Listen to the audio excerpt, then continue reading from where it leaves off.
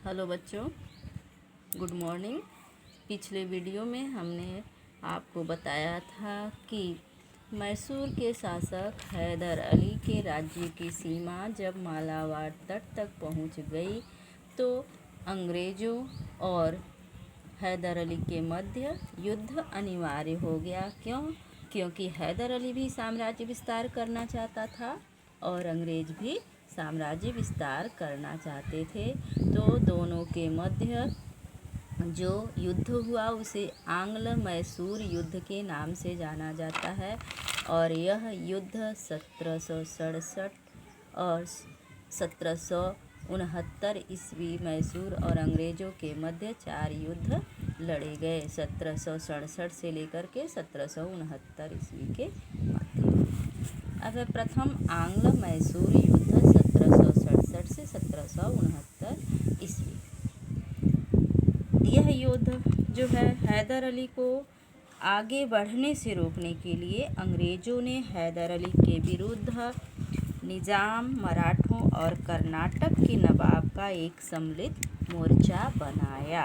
अंग्रेज़ों ने क्या किया कि निज़ाम को, मराठों को और कर्नाटक के नवाब को मिला करके हैदर अली के विरुद्ध एक संगठन बनाया और उसने, जो हैदर अली था, उसने क्या किया कि मराठों को धन देकर तथा निज़ाम को प्रदेश का प्रलोभन देकर के अपनी ओर मिला लिया। क्योंकि हैदर अली भी अंग्रेज़ों की भांति कूटनीतिज्ञ था और हैदर अली ने फिर मद्रास पर आक्रमण कर दिया।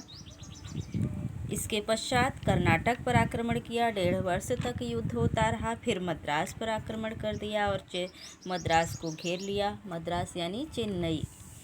4 अप्रैल 1769 ईस्वी को हैदर अली तथा अंग्रेज़ों के मध्य संधि हो गई। अर्थात यह युद्ध जो है निर्णायक युद्ध नहीं हुआ और संधि के अनुसार जीते हुए प्रदेशों को एक दूसरे को लौटा दिया गया तथा विपत्ति में एक दूसरे की सहायता का वचन दिया गया। जैसा कि हमने लिखा है कि 1.5 वर्ष पश्चात अंग्रेज़ों और हैदर अली के मध्य क्या हो गई? संधि हो गई। क्योंकि यह युद्ध निर्णायक नहीं रहा। न तो हैदर अली जीत सका और ना ही अंग्रेज जीत सके। तो दोनों में क्या हो गया? संधि हो गई और संधि के अनुसार क्या हुआ कि एक दूसरे के जीते हुए प्रदेश को वापस लौटा दिया गया और संधि में यह शर्त रखी गई कि अन्य शक्तियों के आक्रमण करने पर परस्पर एक दूसरे का सहयोग करेंगे। अर्थात अगर कोई भी तीसरी शक्ति हैदर अली पर आक्रमण करती है तो अंग्रेज उसकी सहायता करेंगे और अंग्रेज़ों पर आक्रमण करती है तो हैदर अली अंग्रेज़ों की सहायता करेंगे। ऐसा संधि हुआ। लेकिन संधि जो है वह अति शीघ्र टूट गई क्योंकि द्वितीय आंग्ल मैसूर युद्ध 1780 से 84 ईस्वी। क्या हुआ कि इसी बीच 1771 में मराठों ने हैदर अली पर आक्रमण कर दिया और 1769 में हैदर अली और अंग्रेज़ों के मध्य जो संधि हुई थी उसके अनुसार अंग्रेज़ों को हैदर अली की सहायता करनी चाहिए थी। जैसा कि अभी ऊपर बताए हैं कि जो संधि हुई उसमें क्या शर्त रखी गई थी कि एक दूसरे की सहायता करेंगे। कब करेंगे? जब दोनों पर कोई बाहरी तीसरी शक्ति आक्रमण करेगी तो।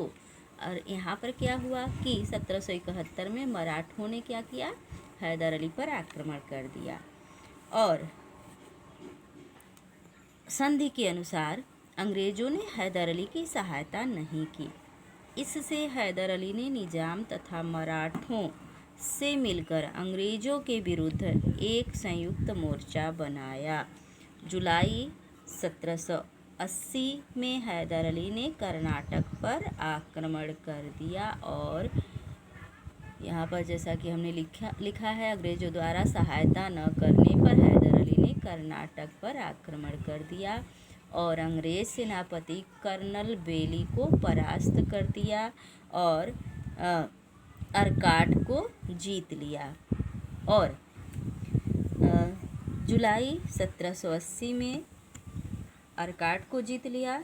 इसी बीच अंग्रेज़ों ने निजाम तथा मराठों को हैदर अली से अलग कर दिया। जिस तरह से प्रलोभन देकर के हैदर ने निजाम और मराठों को मिलाया था, उसी तरह से प्रलोभन देकर के अंग्रेज़ों ने निजाम और मराठों को हैदर से अलग कर दिया।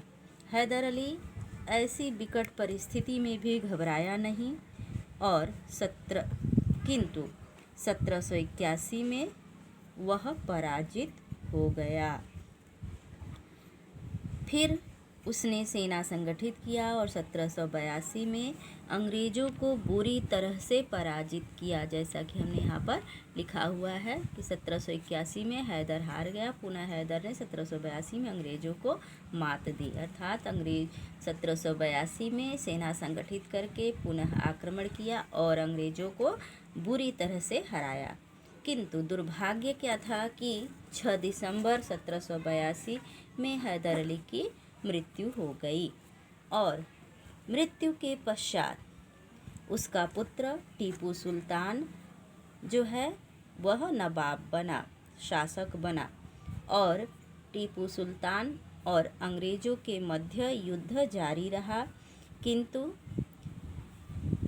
1 वर्ष के पश्चात अंततः दोनों पक्षों में 1784 में मंगलौर की संधि हो गई और इस संधि की शर्तें क्या थी कि दोनों के एक दूसरे के जीते हुए प्रदेश वापस कर दिए गए। फिर है तीसरा आंग्ल मैसूर युद्ध 1790 से 92 ईस्वी। तृतीय आंग्ल मैसूर युद्ध 1790 से 92 ईस्वी। इसमें क्या हुआ बच्चों? अंग्रेज़ों का मैसूर के विरुद्ध तीसरा टकराव 1790 में हुआ। टीपू कोचीन रियासत को अपने अधीन मानता था। कोचीन जो है एक छोटी सी रियासत थी जिस पर टीपू अपना अधिकार मानता था और उसके पड़ोसी त्रावणकोर के महाराजा ने डचों से कोचीन रियासत में स्थित जयकोटे तथा क्रगानूर मोल लेने का प्रयत्न किया और टीपू ने इसी के वजह से आक्रमण कर दिया। अंग्रेज़ों ने त्रावणकोर के राजा के पक्ष में टीपू पर आक्रमण कर दिया। अब ये कहानी क्या है कि जो कोचीन रियासत था, टीपू उस पर अपना अधिकार मानता था और त्रावणकोर का महाराजा जो था वो डचों से कोचीन रियासत में स्थित 2 स्थान जिसका नाम था जयकोटे तथा क्रगानूर उसको खरीदने का प्रयास कर रहा था। अब जो कि टीपू पहले से ही अधिकार मानता था, उसने क्या किया कि त्रावणकोर के राजा पर आक्रमण कर दिया। अंग्रेज़ों ने त्रावणकोर के राजा का पक्ष लिया और टीपू पर आक्रमण कर दिया। मतलब त्रावणकोर के राजा का पक्ष लेते हुए अंग्रेज़ों ने टीपू पर आक्रमण कर दिया। अंग्रेजी सेना बेल्लौर तथा अंबूर से होते हुए मंगलौर तक पहुंच गई, जिसे उसने मार्च 1791 ईस्वी में जीत लिया। अंग्रेजी सेना श्रीरंगपट्टम तक पहुंच गई। श्रीरंगपट्टम जो थी वो मैसूर की राजधानी थी, टीपू सुल्तान की राजधानी थी। अंग्रेज़ों ने कोयम्बटूर भी जीत लिया, परंतु शीघ्र ही वे पुनः उसे हाथ से खो बैठे। अर्थात फिर कोयम्बटूर पर टीपू का अधिकार हो गया। मराठा तथा निजाम की सहायता से उन्होंने पुनः श्रीरंगपट्टम की ओर चढ़ाई की। टीपू ने इसका कड़ा विरोध किया। तब अंग्रेज़ों ने क्या किया कि जब कोयम्बटूर उनके हाथ से निकल गया तो उन्होंने मराठों तथा निजाम को मिला लिया और संगठित सेना लेकर के श्रीरंगपट्टम पर चढ़ाई कर दी। टीपू ने इसका कड़ा विरोध किया। जब टीपू ने देखा कि युद्ध जारी रखना असंभव है तो उसने 1792 में श्रीरंगपट्टम की संधि कर ली। इस संधि के अनुसार उसे अपने राज्य का आधा भाग अंग्रेज़ों को तथा उनके साथियों अर्थात मराठों और निजाम को देना पड़ा तथा अंग्रेज़ों को 12 महल डिंडीगुल तथा मालाबार मिला। टीपू को युद्ध हर्जाना के रूप में 3 करोड़ रुपए भी देना पड़ा। युद्ध के इस दौर में टीपू को अपार क्षति उठानी पड़ी। वह अपने राज्य को पूर्णतया समाप्त होने से बड़े ही कठिनाई से बचा सका। अब है चतुर्थ आंग्ल मैसूर युद्ध 1799 ईस्वी। 1798 में भारत में लॉर्ड बेलेजली आया, जो कि एक साम्राज्यवादी गवर्नर था। लॉर्ड बेलेजली देशी राजाओं को अपने अधीन करने की योजना बनाई। उसकी यह योजना सहायक संधि के नाम से जानी जाती है, जिस पर हम पहले भी प्रकाश डाल चुके हैं बच्चों। तो सहायक संधि क्या थी? सहायक संधि पर जो देशी राजा हस्ताक्षर कर लेता था वह अंग्रेजों के संरक्षण में चला जाता था, और अंग्रेज उसे वचन देते थे कि कोई अन्य शक्ति जब उस पर आक्रमण करेगी तो वह उनकी सहायता करेंगे। अभी इस चतुर्थ मैसूर युद्ध के पश्चात हम इस पर प्रकाश डालेंगे। तो बेलेजली ने निश्चय किया कि टीपू का अस्तित्व पूर्णतया समाप्त कर दिया जाए अथवा उसे अपने अधीन बना लिया जाए। यह चाल किसने चली? बेलेजली, जो कि गवर्नर जनरल बनकर के आया था। इसके लिए उसने टीपू सुल्तान पर दोष लगाया कि वह निजाम तथा मराठों के साथ मिलकर अंग्रेजों के विरुद्ध षड्यंत्र रच रहा है और इसके अतिरिक्त विदेशी शक्तियों से भी मिलकर अंग्रेजों के विरुद्ध व्यवहार कर रहा है। इसमें फ्रांसीसी के तरफ इशारा था, क्योंकि फ्रांसीसियों को टीपू सुल्तान अपने यहाँ सैन्य प्रशिक्षण के लिए बुलाता था। तो अंग्रेजों ने क्या आरोप लगाया कि उनके खिलाफ विदेशी सहायता भी ली जा रही है। ये सभी आरोप उसके उद्देश्य पूर्ति के लिए पर्याप्त थे, क्योंकि वह तो एक बहाना चाहता था। कौन? लॉर्ड बेलेजली। किसके खिलाफ? टीपू सुल्तान के खिलाफ आक्रमण करने का एक बहाना ढूंढ रहा था। और अप्रैल 1799 में उसने टीपू के विरुद्ध आक्रमण कर दिया। मई 1799 ईस्वी को अंग्रेजों ने श्रीरंगपट्टम दुर्ग को जीत लिया। टीपू बहादुरी के साथ लड़ता हुआ वीरगति को प्राप्त हुआ। मैसूर पर अंग्रेजों का अधिकार हो गया। तो बच्चों, इस प्रकार 4 आंग्ल मैसूर युद्ध हुए और चौथे युद्ध में टीपू सुल्तान, जो कि मैसूर का शासक था, हैदर अली का पुत्र था, लड़ते हुए अपने राजधानी के फाटक श्रीरंगपट्टम के दुर्ग पर वीरगति को प्राप्त हुआ। इस प्रकार मैसूर अंग्रेजी साम्राज्य का अंग बन गया, अर्थात अंग्रेजी साम्राज्य में मिला लिया गया। अब है दक्षिण भारत के इतिहास में टीपू सुल्तान का क्या स्थान है। तो बच्चों, दक्षिण भारत के इतिहास में टीपू का महत्वपूर्ण स्थान है, क्योंकि उसने अपनी वीरता, साहस तथा आत्म अभिमान को कभी नहीं छोड़ा। बेलेजली ने उसके पास सहायक संधि का निमंत्रण भेजा था, जिसको कि उसने अस्वीकार कर दिया। और उसने कहा, मतलब बेलेजली के निमंत्रण को अस्वीकार करते हुए उसने कहा कि एक शेर की तरह एक दिन जीना बेहतर है, लेकिन भेड़ की तरह लंबी जिंदगी जीना अच्छा नहीं है। क्या कहा था टीपू ने?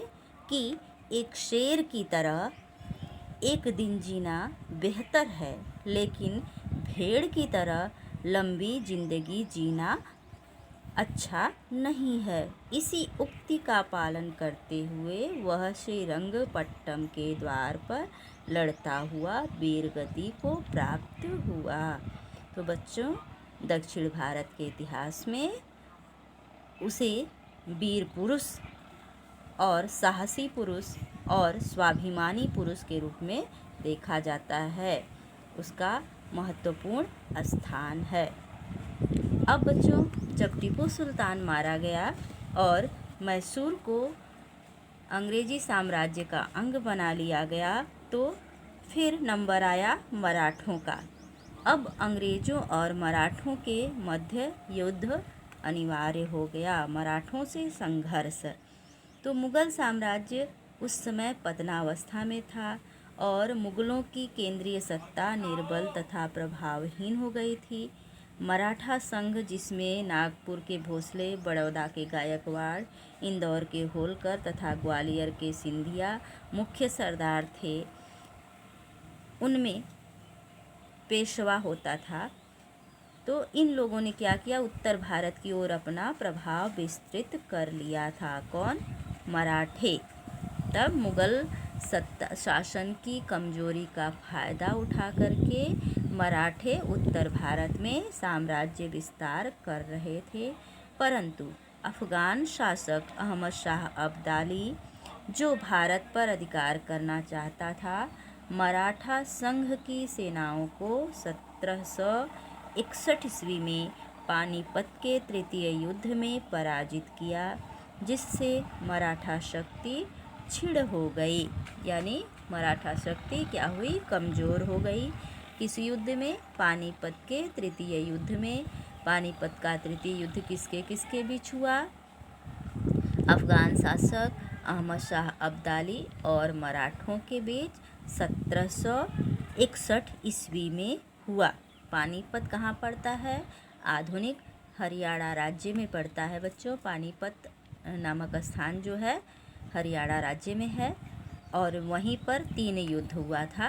पानीपत का प्रथम युद्ध 1526 ईस्वी में बाबर और इब्राहिम लोदी के बीच, पानीपत का द्वितीय युद्ध 1556 ईस्वी में अकबर और हेमू के बीच, और पानीपत का तृतीय युद्ध किसके किसके बीच हुआ? अफगान शासक अहमद शाह अब्दाली और मराठों के बीच। और तृतीय युद्ध का परिणाम क्या हुआ कि मराठे हार गए, उनकी शक्ति क्षीण हो गई।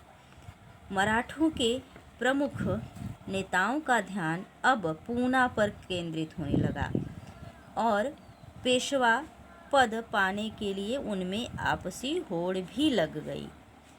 ऐसी परिस्थितियां उत्पन्न हुई कि अंग्रेजों को मराठा सरदारों के आपसी कलह का लाभ उठाने का अवसर मिल गया, क्योंकि अंग्रेज यही देखते थे कि कहाँ वो घुस सकते हैं। और सन 1772 ईस्वी में पेशवा माधवराव की मृत्यु हो गई। इसके बाद उसका भाई रघुनाथ राव पेशवा बनना चाहता था, परंतु उसने पद की लालसा में अपने छोटे भाई के बेटे नारायण राव का वध कर दिया। उसके इस कार्य से मराठे नाराज हो गए और मराठों ने क्या किया कि नारायण राव के नवजात पुत्र को पेशवा की गद्दी पर बैठा दिया। उसकी सुरक्षा और शासन संचालन के लिए नाना फडणवीस को संरक्षक नियुक्त कर दिया। तो रघुनाथ राव ने क्या किया? रघुनाथ राव अंग्रेजों के शरण में चला गया और अंग्रेजों से उसने सहायता मांगी और अंग्रेज जैसे लगता था कि वो तैयार हैं किसी को सहायता देने के लिए। वो तो यही चाहते थे कि मराठों में फूट पड़े और कोई हमारे तरफ सहायता का हाथ फैलाए, जैसा कि सहायक संधि बनाया था। राज्यों के अपहरण के लिए ही उसने यह संधि बनाई थी। तो अंग्रेज जो होते थे वो ऐसे परिस्थितियों का लाभ उठाने में माहिर थे और मौका मिल भी गया। रघुनाथ राव कहाँ गया? अंग्रेजों के शरण में गया और उसने अंग्रेजों से सहायता की मांग की और अंग्रेज उसे सहायता देने के लिए तैयार हो गए। और इसके बाद अंग्रेजों और मराठों के बीच 4 युद्ध हुआ। प्रथम मराठा युद्ध 1775 से 1782 ईस्वी, जो कि 7 वर्षों तक चला, किंतु नाना फडणवीस के कुशल नेतृत्व तथा मराठों की सैन्य शक्ति के आगे अंग्रेजों को अधिक सफलता न मिल सकी। अंत में सालबाई नामक स्थान पर 1782 ईस्वी में दोनों पक्षों में संधि हो गई। सालबाई की संधि के अनुसार नारायण राव को पेशवा स्वीकार कर लिया गया। सन 1800 में दुर्भाग्य से फडणवीस की मृत्यु हो गई और मराठों में आपसी संघर्ष प्रारंभ हो गया और इसका लाभ वेलेस्ली को मिला और फडणवीस की मृत्यु के पश्चात सिंधिया, होलकर, पेशवा बाजीराव द्वितीय में प्रमुख शक्ति बनने के लिए आपसी संघर्ष आरंभ हो गया। इसके पश्चात हम दूसरे वीडियो में प्रकाश डाल रहे हैं।